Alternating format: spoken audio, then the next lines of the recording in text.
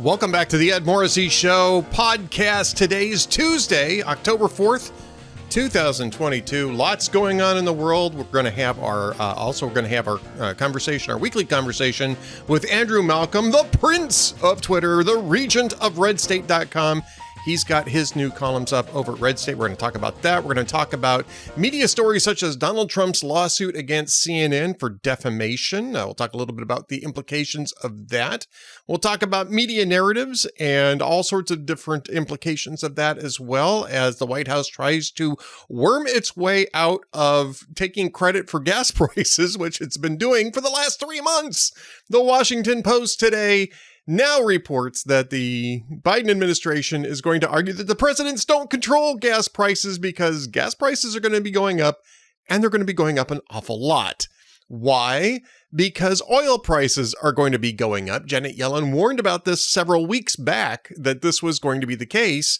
And after 3 months of taking credit for gas prices settling back down to a level that's still about 40% higher than when Joe Biden took office, now that gas prices are going to start ticking back up, the Washington Post reports that Biden and Democrats, the White House, are going to try to shift the blame back to the greedy oil companies.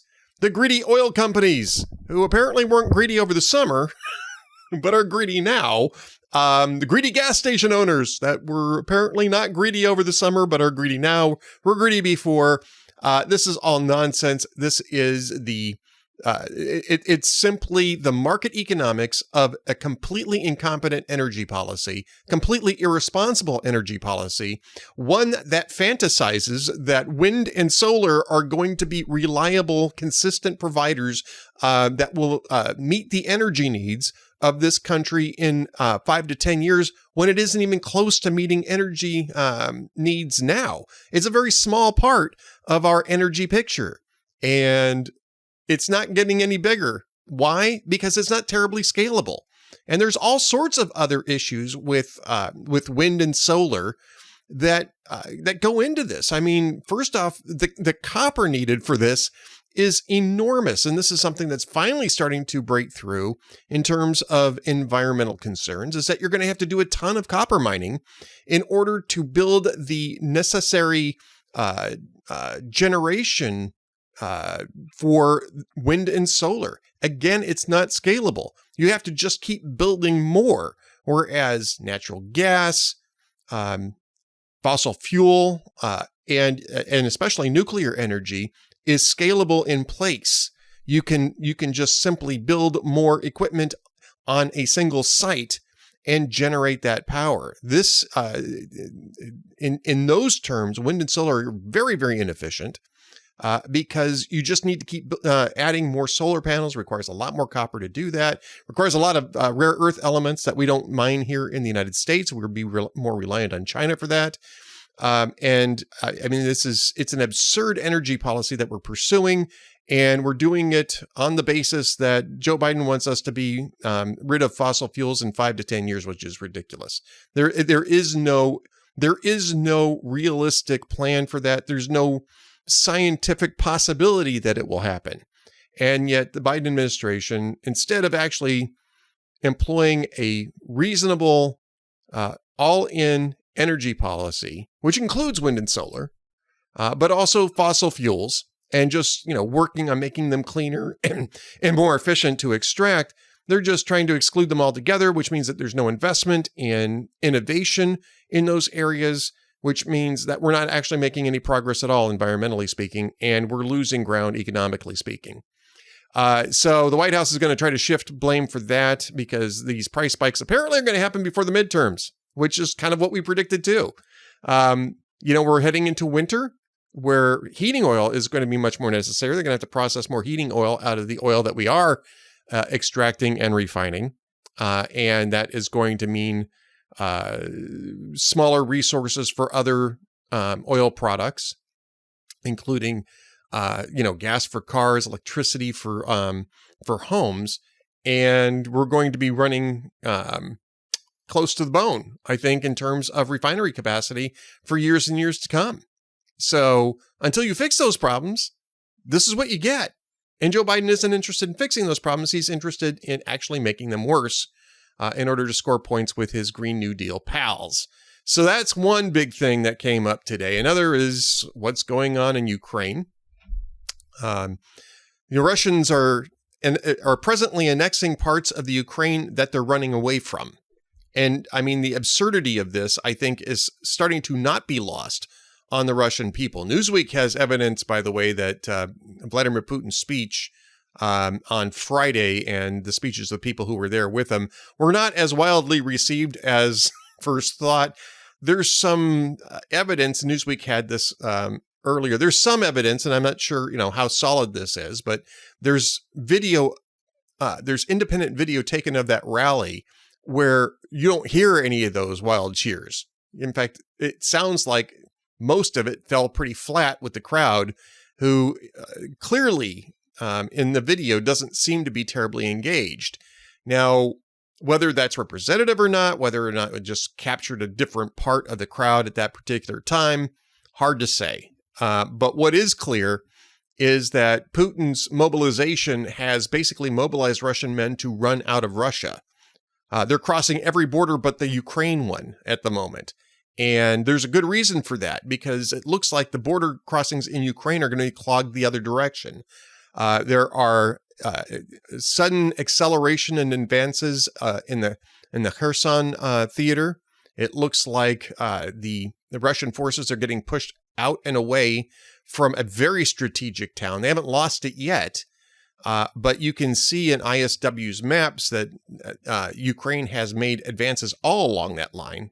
It is not simply one particular thrust. They are making advances all along that line. And that line threatens to cut off Russian communications to Crimea, and which is, the purpose of going after Kherson in the first place. They need to cut off Crimea so that the Ukrainians can take it back after 8 years. That was annexed, by the way, in 2014. That is probably not going to be long in Russian hands, at least at the current pace of what's going on. Russia simply may not have much of an army left to hold any ground in Ukraine or anywhere else. And you're seeing this with the pullout of Lyman. I'm pretty sure that's how that's pronounced, but if it's not, I apologize. Which now threatens major rail hubs in places like Kreminna and Svatova. And the Kreminna rail hub is what supplies Lysychansk and Donetsk, and the city of Donetsk. I mean, if you look at the maps provided by ISW, you see the rail lines, you see where they converge and where they lead. And Ukrainians understand this. Russians understand this as well. They move their military on trains primarily rather than trucks because the roads are not reliable year round. So they need to use the rail lines to move troops in and out. So that's part of their normal lines of communication for their military. Well, right now you're starting to see the Ukrainians start to seize back a lot of this train track.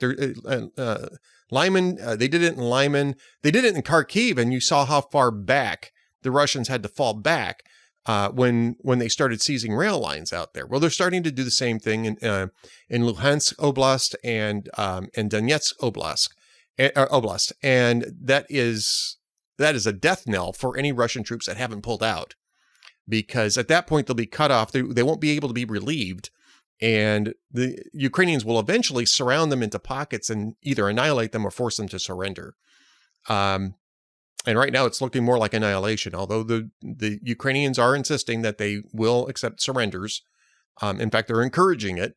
And with the new conscripts, they're actually advertising how to surrender to Ukrainian forces so that they don't get killed. It's a nice PSA. Not sure whether the Chechens that are still somewhat behind the lines will allow them to do that. The Chechens have been the enforcer brigades to make sure that Russian soldiers don't flee the lines. Right now, though, they don't seem to have too much choice. The Ukrainians are overrunning them, and Russia doesn't seem to have a response for that. So that's what's going on. Those are a couple of the topics I talked about. Talked a little bit about Donald Trump's defamation lawsuit against CNN, which looks more like a public relations effort than a serious lawsuit, for the simple fact that Donald Trump is both a public person, very public person, has been for decades, as well as a public official. And the bar is incredibly high. Jonathan Turley explains this.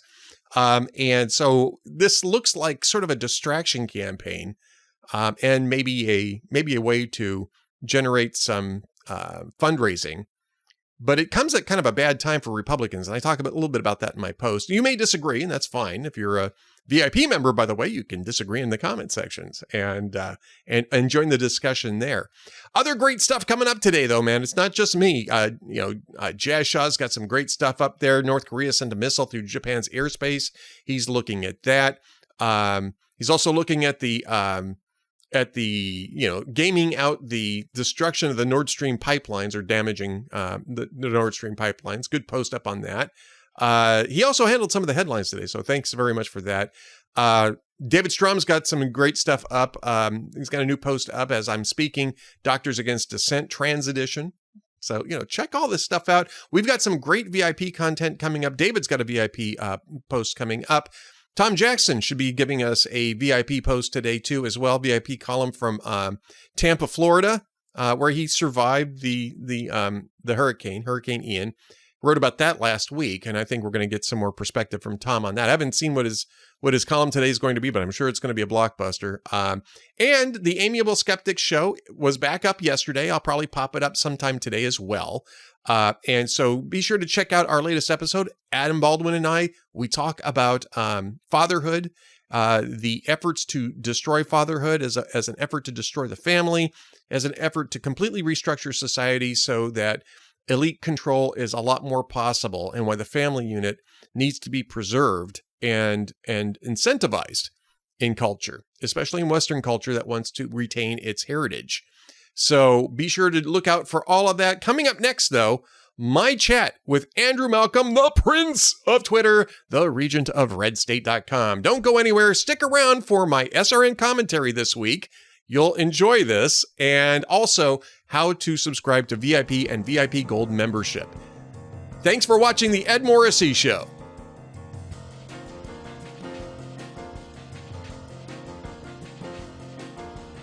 Welcome back to The Ed Morrissey Show podcast. Joining me as always on Tuesdays is the Prince of Twitter. Maybe not the king of Twitter today, though. The Prince of Twitter, Andrew Malcolm, who you just saw on screen, by the way, and who's also got a couple of jokes for us at the end today. And he's also the Regent of RedState.com. We're going to talk about his latest column for the VIP members over at Red State. But Andrew, we got to address the breaking news first. As we're talking, we're finding out that Elon Musk is actually going to follow through on his original deal and buy Twitter shares at $54 a share and acquire it and take it private. How does this affect your status as Prince of Twitter? That's what we really need to know. Well, I'll have to meet with the board on that. There's a board of royalty that awards these titles. No, I don't know, but it really is kind of exciting. You think about a new day on Twitter. Probably, Ed, if I could predict what's trending at the moment. Yeah, it's definitely it's definitely Elon at the moment, and in fact, they even halted trading of the shares while this was going on. I'm just checking to make sure that this hasn't been withdrawn, or because this has been rather volatile. I mean, we've been wondering how this was going to play out. It sounds to me though like this is more or less a concession by Musk that he's stuck with this deal no matter what he wants to do. Good news for us, maybe not necessarily great news for Musk, but it is at least I think good news for the rest of us. It is, and it's a way out of this stupid lawsuit that they both have. And he hasn't done many things that were flops. So I don't want to give him I don't know him personally at all, but this Well, something like he's this may have been in the back of his mind all along. I maybe. guess the price didn't come down as a result of his backing out and then coming back. But anyway, it is exciting and suggests a new day on what is my major social media anyway. And they don't dare what is the word? Oust me? They can't oust me He can't oust you. as a No. prince. No, I guess they could delete me, but they can't oust me. Well, I think actually the likelihood of you getting deleted or throttled or suspended probably went down a lot today. I mean, people are already commenting that all of a sudden there seem to be picking up followers again, and that their tweets and retweets are having more More impact. reach. Yeah. So apparently the throttling has been throttled once again, because we saw this after the initial bid too, right? Yeah. Suddenly I started picking up a bunch of followers, which I hadn't for months. Right. And so not as Well, I many. lost at one point last year. There were like 30 or 35,000 people over the course of a few nights that just disappeared from my followers list. And it started back up, but it'll never get back up to where it was. But maybe that was bots. I don't know, but it is kind of exciting and fresh, and there's not a whole lot of, I would say, interesting news. There's a whole lot of repetitive news on Congress screwing around with the budget still, and Russia and Ukraine, but yeah, it has some promise for those of us who are into social media anyway. I think so. I think that taking this private is going to eliminate a lot of that pressure that Congress has put on for speech control. I don't think it's going to eliminate speech control. I mean, I think they're still going to try to keep out the porn and keep out the serious abuse. But I do think that Musk taking over is going to do a couple things. One is it's going to force a little bit more of the entrepreneurial model again on Twitter, rather than the bureaucratic model, which is appeared to be sort of that's very apt phrasing. Yeah. And I think the second thing is that the accountability is going to increase, which means that their employers are going to be less likely to tinker with things behind the scenes for their own purposes. And I think that that's a good thing for users. So I think Musk taking it over is a good thing for users. I have no idea if personally it's going to be good for Musk. I'm encouraged, however, and I'm glad to hear that the Prince of Twitter is encouraged by this. Oh yeah, absolutely. And if you think about it, I mean, everything Biden touches turns to something odoriferous, but everything that Musk has touched over time. So, so he takes it private. So, 10, 12 years from now, maybe he takes it public and get a lot more than $54 a share for it. Yeah, who knows? I mean, the options are wide open on this, right? You can do all sorts of different things with this. But I suspect that he'll hang on to it for quite a long period of time. I don't think he's going to need to generate capital, which is generally the reason why you do IPOs, is to just generate capital for something. He's got capital. He wants to go to Mars. He does want to go to Mars. Yeah, Twitter on Mars. There you go. Little Twitter bird bouncing around on Mars. The other thing that, you said that, everything Elon Musk touches generally turns to gold. Didn't with Ukraine. I don't know if you saw this exchange over the last couple of days, but Elon Musk proposed a peace settlement, and man, Ukraine was not having it at all.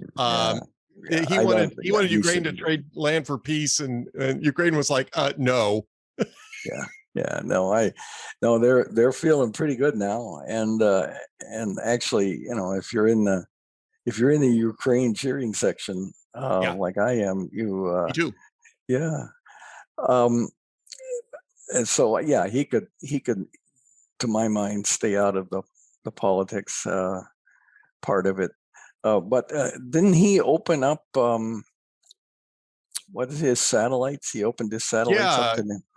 Yeah, Starlink, and it's Starlink. I think it's Starlink is his satellite business, and he sent a bunch of Starlink equipment, or whatever it is. I have to. I'll double check that, because Starlink might be the auto. Might be the auto service I'm thinking of. That might be Subaru's. That might be Subaru's auto. I drive Subarus. You know, GM, I've driven Subarus for. Yeah, me too. Me too. So that may be Subaru's service. I will double check that. But yes, he sent a bunch. I mean, he shipped a ton of stuff over to Ukraine and repositioned satellites so that Ukraine could use his internet service to coordinate its military communications and also its humanitarian coordination too. So it's not as though he's, you know, a Russian, you know, a crypto Russian Putin supporter or something like that. He's a guy who's a dabbler, and he figured, well, I'll just dabble in diplomacy here, and you know, it didn't work out too well, but yeah, Starlink. No, I was right the first time. Starlink. I feel better now because as soon as I said Starlink, I think, isn't that my Subaru service? What is it? There is a something link. Was it GM products that where if you're in a crash, it says, "Are you okay?" I think that's OnStar. Oh, OnStar. I think GM's is OnStar, and Subaru's is something. Star something. It might not, it's probably not Starlink, but it's Star something or other. So yeah, I'm confused. but Ed, Subaru users, they hardly ever need service, right? It's true. You know, I've never had to use it, but then again, you know, I'm leasing, so I'm only holding on to these cars for 3 years back anyway. I've never had a problem. I've never had a problem with them that was mechanic oriented. I had a problem with my previous car. Only briefly, with the tires remaining inflated. And it's because when I moved to Texas, I found out you actually have to increase the tire pressure on these things in order for it to work right. You know, really? You don't want to overinflate in Minnesota, because in cold weather it can create some problems. And apparently down here they like to keep them pumped up a little higher. So the light kept coming up on my dashboard, and I didn't have a flat, but I had a leak in one tire, and I got the tire repaired. You know, it's like $17 or something. And it still came on. And it kept coming on and coming on. And I took it into the shop, and they said, well, all your tires are low. It's not just the one tire, it's all your tires are low. It's like, he says, did you even check them? I was like, yeah, they were all like around 31, 32 PSI. He says, no. You have to have it around 37, 38 PSI. You get it down to 32 and the light comes on. Yeah. Whatever. Yeah, that's fun. That's interesting to know. Yeah. Well, but it's interesting to know that I'm an idiot when it comes to tire pressure. I think that's interesting to know as well, Andrew. So I'm glad you found that interesting. Well, Subaru people have to stick together. We do. My wife has been a big fan of Subaru, and she got a Subaru, and then we were moving here and decided that to get me a Subaru, and there are no Subarus used. Everyone hangs on to them until they're buried in scrap metal. So we just kept her old one. So they actually cut me a deal to cut my lease off early, so to get me a new one at what is actually a lower monthly price, so they could get my used one, which was really interesting. Yeah, because they make a huge killing. They're making a killing on used vehicles, so they actually offer. I lived in a small town in Montana, and I had an ancient Ford Bronco, and we traded it in on something, and we got $700. And a month or so later, I saw it on the streets, and I went up and I asked the guy how much it was. He paid $3,000 for it. Wow. So the guy, I don't know if he fixed anything on it, but he made $2,300 on one trade-in, a used car. Yeah, exactly. All right, so car talk aside, because I'm not a car guy. I just know what I like and I know what works for me. Let's talk a little bit about Donald Trump's lawsuit against CNN. Now, you've worked in media for many, many years. It's almost impossible for a public figure, let alone a public official, to sue a media outlet, even if the reporting is crappy, which often it is at CNN. That's not the way the American legal system is set up. It's set up to allow for robust commentary on, even with newspapers, even with cable outlets, and maybe even these days, especially with cable outlets. I mean, do you see this as a legit effort? Do you see this as a brushback pitch, or do you see this as more or less as a distraction campaign? Yeah, I think it's a waste of time, first of all, and second of all, I think it's a stunt. It's a political stunt. 454 million or something. Is that what it is? There's 475 million. Yeah. Well, because of the New York Times and the lawsuit with Bull O'Connor in Mississippi, I think it's Mississippi, maybe it was Alabama, but where the Supreme Court ruled years ago that being wrong wasn't good enough. You had to prove they knew it was wrong when they published it. And that is a very high hurdle. So that's for public figures. So for instance, when Nick Sandmann sued CNN plus a whole lot of other outlets, he didn't have to hit that burden, because as a private person, as a non-public person, the bar is lower on defamation. But as a public person, and especially as a public figure, you're talking about Sullivan is the court case that you're talking about, and there's a couple of others that Jonathan Turley talks about too, which for public officials, public figures, the bar is even higher. And it's not just actual malice, but I mean, it's sort of actual malice plus, I guess, if you're looking at Turley's explanation of this. And there's a good reason for that, right? It's because we want to make sure that people can talk about public figures, and especially public officials, and criticize them, even if people are wrong about it, even if people are nasty about it. The value of the debate is greater than than whatever reputational damage a public official ends up taking over it. Right, and it's the old saw about why the mafia didn't sue and doesn't sue newspapers for being called the mob. There's things that come out when you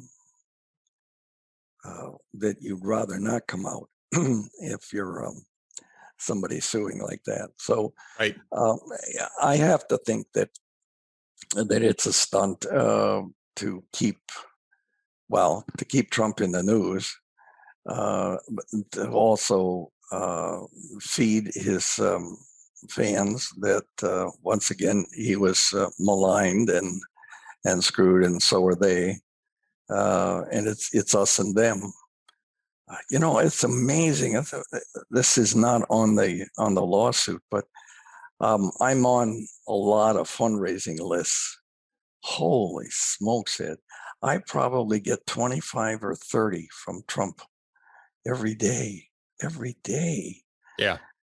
I mean, they got so many merchandising gimmicks going on, and he may not want to run for office. He makes so much more money on the side as a fundraiser, and he hasn't been doling out a lot of money to candidates. So I think he gave some money to the Mark Meadows outfit, but so he must be building up quite a stash there. And I mean, it's every fundraising ploy you can think of, new hats, new shirts, dinner with Trump, lottery dinner, medals, buying us a brick on the Trump Walk of Honor. I mean, there's just so many ways that they're trying to get money from people. it's distracting because Right. you think, well, wait a minute, what for what? You know? Yeah. Yeah. I Uh, mean, I think that raises a good question too, is if he's pursuing these types of things, how serious can he be about, running for office in next year if he's got all these different things, irons in the fire. Yeah. It's and will he get back on Twitter? well, he can't really now because Truth Social is his platform, and that's where people are going to hear from him, right? Is Truth Social. So Well, my guess is see no, if he doesn't that go back to lasts. Twitter. Yeah. Well, Well, yeah. Musk was not going to buy it either, and he changed his mind. So, Fair enough. so yeah. Well, I mean, it's refreshing, and we've been so deluged, it seems to me, for the last several months with the same old, same old. Oh my God, the price of gas, inflation, it's all bad. And then Biden saying it isn't. I said, what? Wait. Yeah, I mean, to me, I mean, this was sort of big news. I want to get to your column here, so I don't want to run out of time before we get to that. But the Washington Post is saying, well, Democrats in the White House are going to launch a new campaign to blame oil companies for gas prices. And Andrew, the last 3 months, they've been trying to give Joe Biden credit for the gas prices. Yeah, right. I know, but it's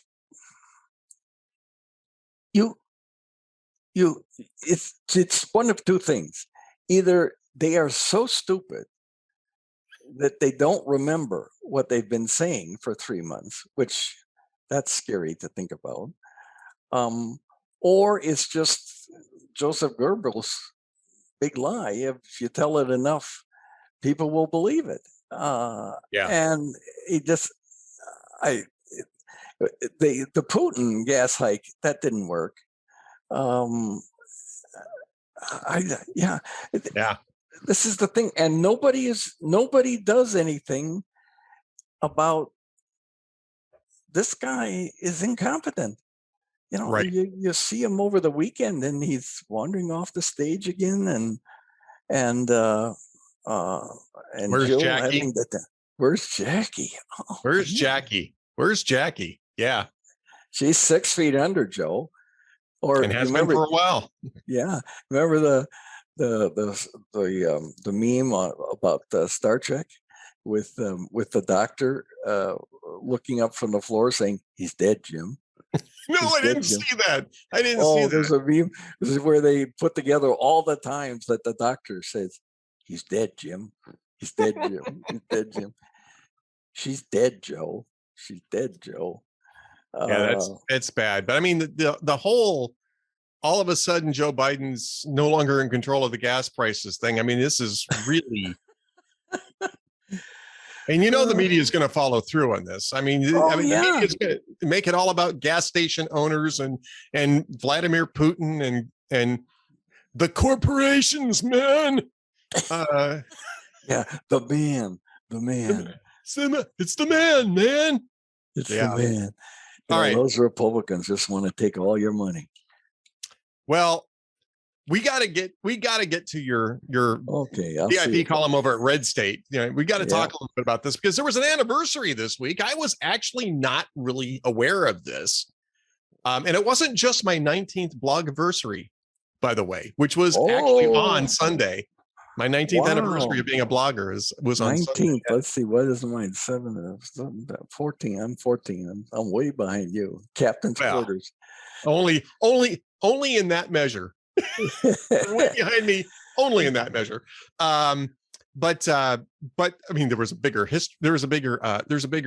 anniversary this week, which was televised presidential debates, and I didn't realize that. I mean, I guess if I thought about it, I would have realized it. But well, they've kind of, people don't study history anymore, and the younger people, they don't care. But the reality is, our politics were changed fundamentally that night, that autumn night in 1960, when Richard Nixon met John F. Kennedy. And I lived out the difference and the impact. I was in a social room in a prep school. It was very noisy. there was only one TV, black and white, and I got access to it because American Bandstand was over. And I was crouching near the side. So I heard the debate, and I knew Richard Nixon had won. I didn't see the debate, and John Kennedy had won. And Right. that shows the difference of the power of television. It makes these debates about how things look and not about the content. We're not going to change it. Now, Richard Nixon, Right. he learned his lesson. And in 68 and 72, he refused to debate. But we've had them every leap year since for the presidential contests. Now, the Republicans, I guess, are grumbling about maybe they won't participate in 2024 because the moderators are always so slanted. And they're absolutely right. They are. I don't know. One, I don't know why it has to be media. And I don't know why, if it is media, why they can't be professional and ask tough questions both ways, but they don't. And it's only got you one way.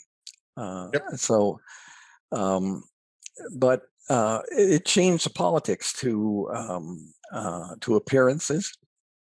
And we have these rehearsed one-liners. I mean, people think that candidates standing up there coming in with these zingers, they didn't just think that up. They rehearsed it beforehand. These things they're not scripted, but they're choreographed. They should have taken George H.W. Bush's watch off his wrist, because see, a couple of times he's going like this, which of course tells you I want out of here. And it may not be, it may be him looking and saying, how much time do I have to make this point? But it doesn't matter. It's how it looks, not what it really is.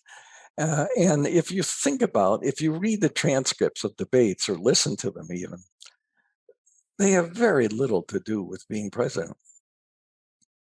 Absolutely nothing. So, I agree. Tell us, sir, how are we going to avoid nuclear war with Russia? You have 60 seconds. Well, I mean, it's just not going to happen. It's all cosmetic. And presumably they have rehearsed 60-second answers to pretty much every anticipated question. And remember, as I mentioned in the column, Barack Obama took 5 or 6 months to decide he was going to surge 50,000 troops into Afghanistan. So it's not like, Mr. President, you have to have a troop surge. You have 90 seconds. And then we'll have these important messages.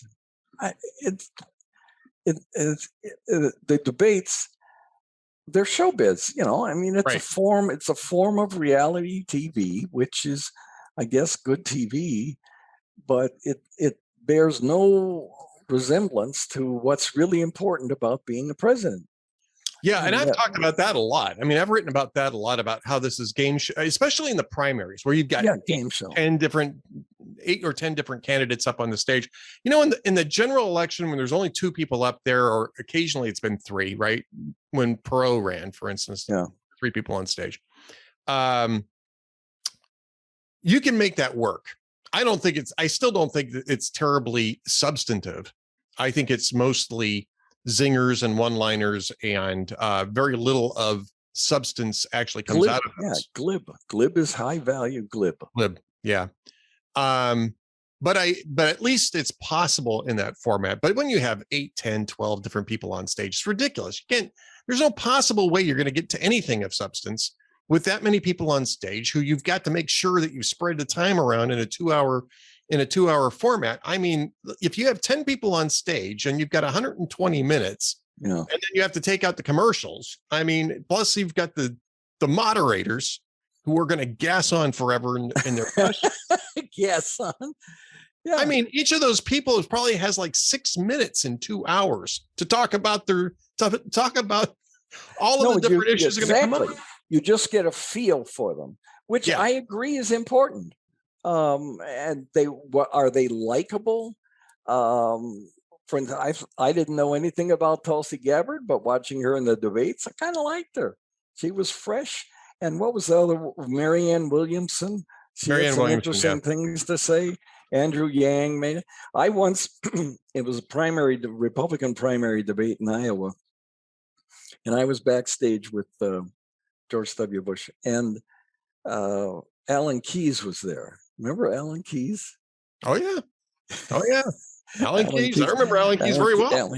Alan Keyes was the one who, what did he got, 20% of the vote against Barack Obama in the 2004 Senate election?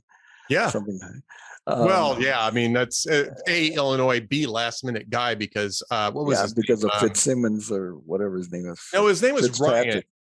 Ryan. Was it Ryan? Because his wife's name was Jerry Ryan, and that was Jack Ryan.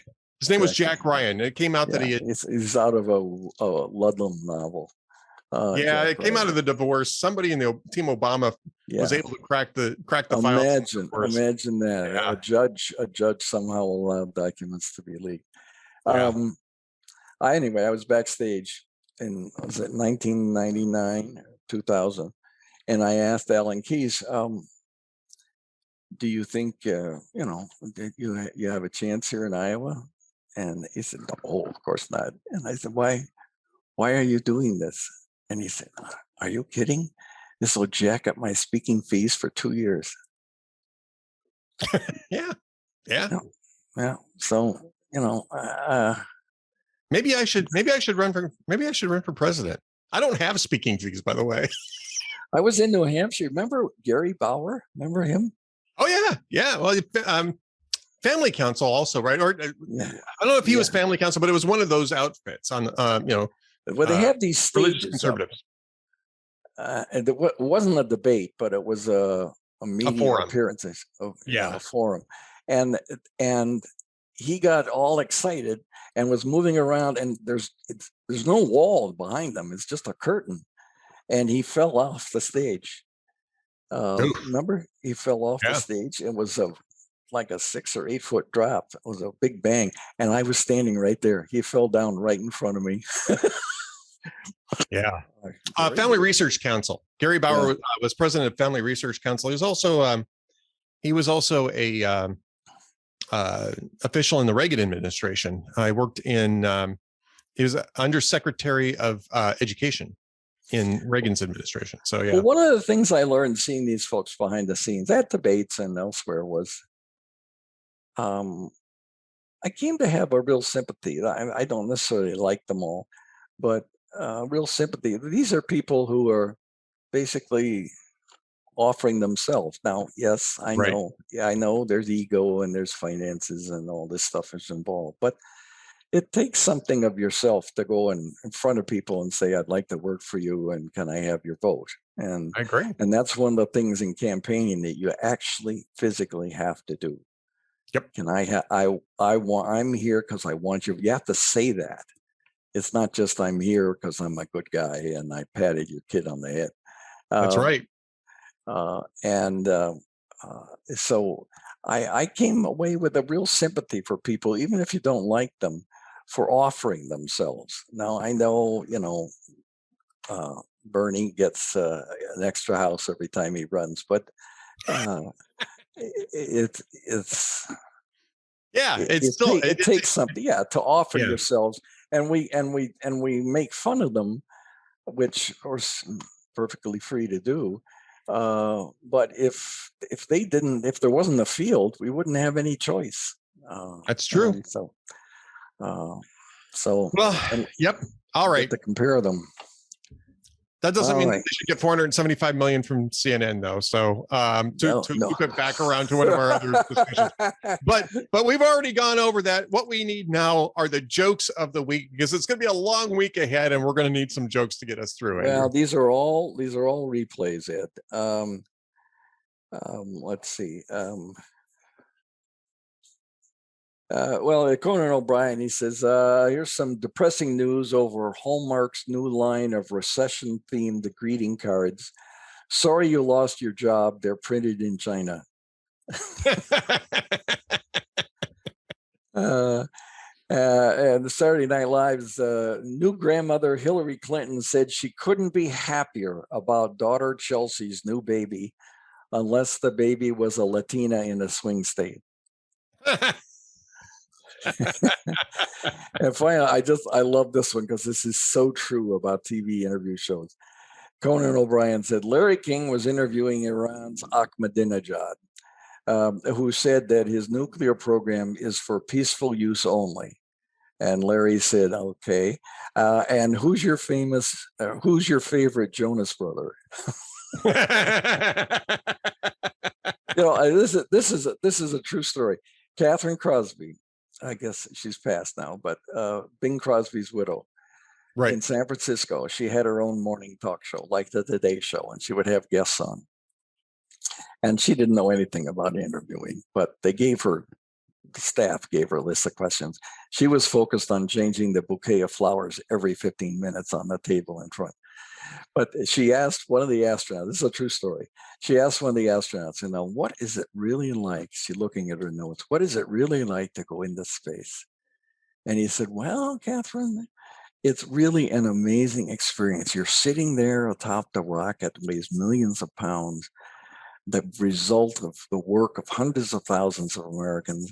And suddenly there's controlled explosions behind you and you're thrust into space for a minute and a half. And then there's silence and you turn over and there's Earth, this beautiful blue orb in the blackness of space.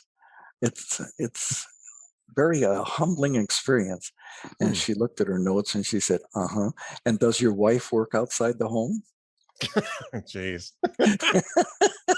But this is the reason why I don't like to draft questions for interviews, though. Yeah, right. You don't listen. That's right. I mean, me personally, I've tried it. It doesn't and Larry work. King did that. Yeah, well, of course, Larry King also said, I don't read the books because I want to ask the questions that listeners would ask. Right. But yeah, no, you're right. Larry King went completely, and it worked. It worked. I like conversations, Yes. And the problem when you're working off of a list of questions is you ask a question and you're not listening to the answer and you don't react. You're trying to figure out how to ask the next question. And Ed, does your wife work outside the home?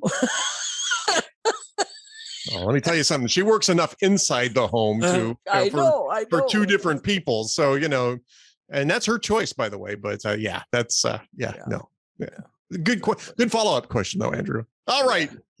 If you want more of Andrew Malcolm's wit, you go to redstate.com, where he is the regent of Red State, but he's also the prince of Twitter at @Malcolm. He's here every single Tuesday, unless Elon orders him not to be. We'll see how that works. Under new management, right. Exactly. New management. The prince of a new Twitter, perhaps. We'll see if this goes through this time. Maybe I could be a duke. No. Duke's a demotion. Is it? Oh, yeah, no, yeah. You got princes and you got dukes. Dukes are okay. Sometimes the same thing, right? Because yeah, I don't want a demotion. I need prince. Prince consort. No, that doesn't work. No. You just want to be prince. Yeah, no. Yeah, okay. Yeah, no. So the prince of Twitter, end of story. Andrew Malcolm, thanks for being with us this week. Thank you, Ed. See you next week, everybody. See you next week, and stay tuned for my editorial for Town Hall and SRN News coming up next. This is Ed Morrissey of hotair.com for Town Hall. Forget the polls for now. If you want to know how the election cycle is going for Democrats, just read the Washington Post report on their new strategy for the midterms. Democrats are not talking about any accomplishments and have instead adopted a dark midterm message focusing on a supposed Republican dystopia. Many of you will remember Joe Biden set this course with his soulless demagoguery of Republicans in August at Independence Hall. Now, his party is picking up on those same dark themes as we press toward the election. With their only accomplishments being inflation, lost buying power, higher crime, and a massive border crisis, it's no wonder Biden and his team want to talk about anything but themselves. The problem is, voters can't afford Biden's darkness any longer. I'm Ed Morrissey.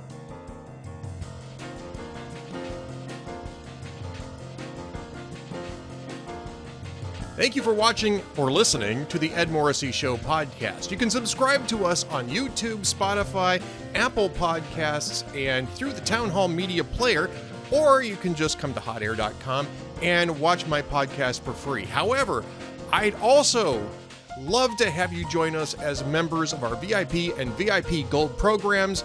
That allows us to defeat the stranglehold that big tech has on information and get you the best information that we possibly can. Plus, we have a lot of new value-added content coming to us from Town Hall Media stars and my good friend Adam Baldwin. He and I are doing the video series, The Amiable Skeptics. It's 1 hour of discussion a week, strictly for our VIP and VIP Gold members. Plus, we have our VIP Gold chat with Kem Edwards every Wednesday afternoon at 1:30 p.m. We'd love to have you as members. Be sure to join up. Thanks again for watching the Ed Morrissey Show podcast.